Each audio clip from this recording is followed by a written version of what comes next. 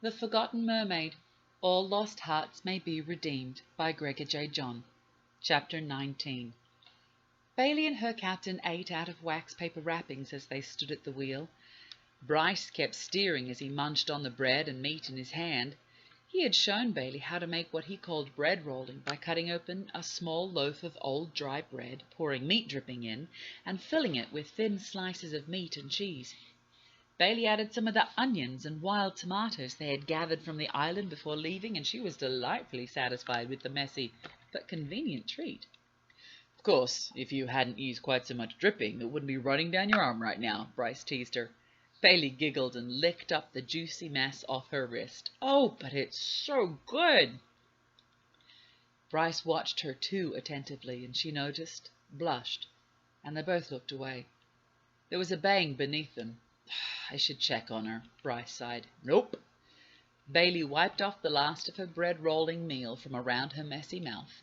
She popped the last mouthful in and mumbled through her chewing, "I don't trust her. I'll go." Just before Bailey entered the below-deck hatch, Bryce stated to himself in a voice he knew she could hear, "I would not likely have survived this were you not here." Bailey smiled to herself, then furrowed her brow. The way his attentions toward her caused such feelings inside had always been disconcerting when she was married, and she was still yet too freshly widowed to like the implications. The missionary widow made her way down the hull, that was hollow and empty now, without the crew they'd left behind. Past the galley, she moved toward the hatch for the lowest deck and the ship's energy workings. There was a pile of old linen sitting on a barrel by the door.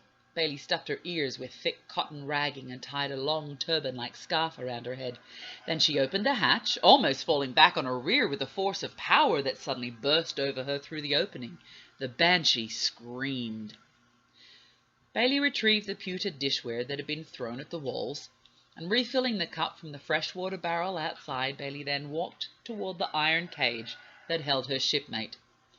"You realize," she said too loudly as her ears were covered, "that if you were not such a wench, you could come up on deck and partake in the voyage pleasantries." "You say that every time you come down here, Bach, and I still won't believe you." Mathilde seethed in anger through the iron. "Okay," said Bailey. "Your choice." "I have no choice." Mathilde actually spat in the missionary face. "I'm the prisoner here." The gracious lady wiped the spittle off her cheek with a grimace. "Well, that was disgusting," she said. "No, what is disgusting is a fellow female keeping me in chains." Mathilde backed up and actually ran at the bars like a crazed beast. Bailey couldn't help being distressed. She asked sincerely, "Is there anything I can do for you?" Mathilde imitated Bailey's voice perfectly. "Piss off." So Bailey sighed, shut the strangely coated door behind her, and carried the dishes to the galley. In the one day that she had been travelling alone with Bryce and the sirens, she had seen more strange and inexplicable wonders than all her years at sea as a fisherman's daughter. Bryce explained a few things to her, but mostly she simply watched and waited for time to unfold her fanciful mysteries through experience.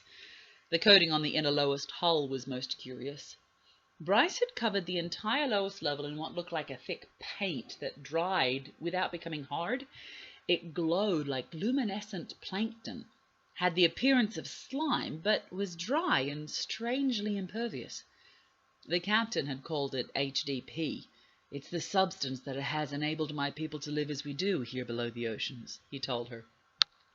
Bailey didn't understand what he meant when he said it was a water plastic, but she was grateful for the way it contained the magic of the siren below. She cleaned up the last of the meal mess and returned topside. Bryce nodded ahead to a darkness that winkled with thousands of tiny lights. "A plankton cloud!" The woman was all little girl again, with the wonder in her face. She loved the sea and all her terrifying beauty. "I've only seen the blue-green kind." She smiled in delight at Bryce. "I didn't know there was a gold kind." "That's not plankton." Bryce winked at her and handed her his telescope. Bailey took the visual amplifier and carefully made her way to lean against Aphrodite at the prow. Holding on with her legs, she lifted the scope to her eye and gasped. The darkness opened up before her, and she saw through what looked like a film that unfocused the details from her vision, but still showed outlines of a great city, lit in all the windows and along all the streets. The lights twinkled in circular fashion, following a winding road around and around the city, climbing higher and further up toward a central light at the top. It was as if heaven as a pearl had landed within the shell of this earthly ocean. Bailey had never seen anything so beautiful before. The tears of her heart moving in wonder blurred her vision even more. She sniffed. Bryce was right behind her. Bacht, welcome to the world of the Travail, he whispered in her ear. You live here? She whispered back as the pursuit continued pummeling through the whirlpool toward this glorious jewel. No, I live here. He put his hands on the ship's railing. Bailey dropped her head and ran her hand affectionately over the smooth wood of the rail. Bryce continued, But I am from Taurus. He nodded ahead. Taurus? She asked, still whispering in reverence. She looked through the scope again. Like Taurus Strait? Bryce pointed above to where the ocean surface would be. The very same, he said. Bailey's eyes widened. We crossed the entire Pacific in a day? No, Bryce snickered. That would be impossible. We were most of the way under when we reached Shell Island. Although I do believe the Senate is working on plans for a carriage of sorts that runs in the underwaters for passengers to travel across quickly. Bailey just blinked at his incomprehensible statement. It will be some decades yet before we can get that up and running, though. She sighed in bewildered amusement and decided to return the conversation to something more familiar. Do you have family in Taurus? I do. Wife? She hesitated. No, not this time, although I've had 2 or 4 this. What? Bailey moved back to stare him down. You've been married twice? I'm a charming man with an ocean for a mistress, he teased. Women can't keep their hands off me. He paused a moment and said quieter, Of course I can't find any who will put up with the mistress Calypso either. Bailey chuckled, despite her traditional beliefs in marriage. My mother would curse Calypso every time my father set sail. And she laughed again out loud. But then she'd pray to her to keep him safe. Would you like to visit her? What?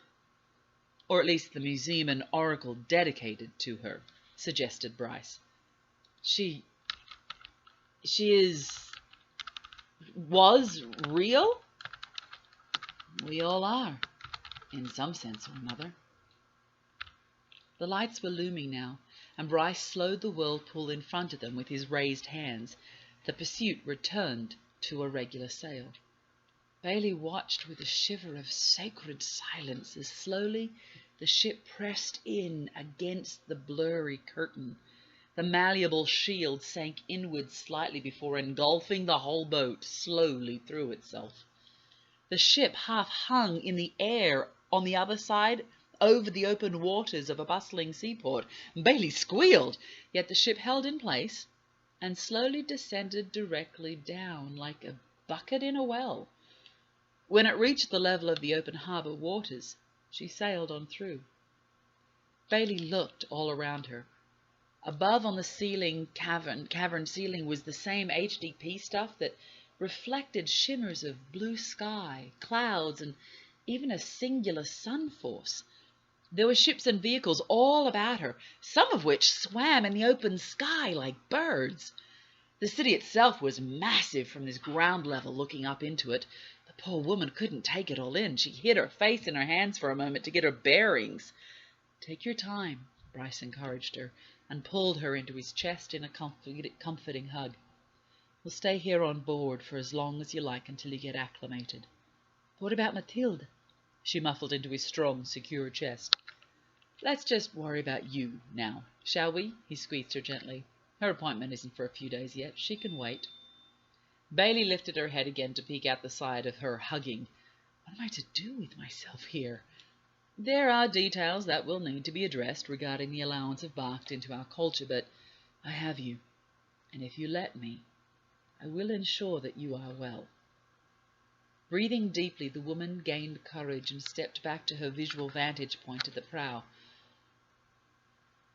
I never knew there was so much life to be lived. It's your life. It's all your life to be lived. He actually kissed the back of her head as he leaned into her again. Be sure to live it all. The young woman smiled and leaned back into her friend. He had always given her comfort. She would indeed live. Bailey would live her life fully, with every breath drinking in whatever came her way. And in this new life, she'd choose to live hard and live well. Mathilde sat in the bottom of the ship, dwelling on her bitterness. She had about almost a week until she had to make a count for all her bloodthirsty ravaging over the last decade.